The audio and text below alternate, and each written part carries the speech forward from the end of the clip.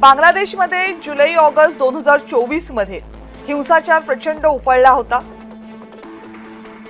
हिंसाचाराचं विद्यार्थ्यांचं हसीना सरकारच्या विरोधात आंदोलन सुरू झालं होतं। बांगलादेशमध्ये अवघ्या जगाचं लक्ष या आंदोलनानं वेधून घेतलं होतं। आंदोलन थांबवण्यासाठी सरकारकडून कारवाई करण्यात आली होती।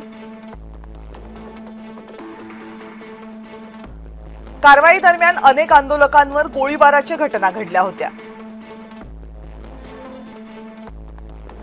कारवाईमध्ये 1400 पेक्षा जास्त आंदोलकांचा मृत्यू झाला।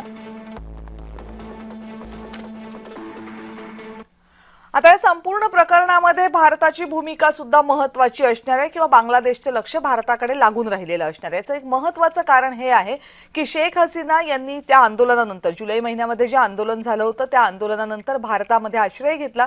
15 महिन्यांपासून त्या भारतामध्येच आहेत। त्यामुळे जेव्हा एखाद्या लवादाकडून त्यांना ही शिक्षा सुनावली जाते त्यावेळेस लक्ष भारताकडे सुद्धा राहणार आहे। त्यामुळे या सगळ्या घडामोडींचे परिणाम भारतावर सुद्धा होणार आहेत।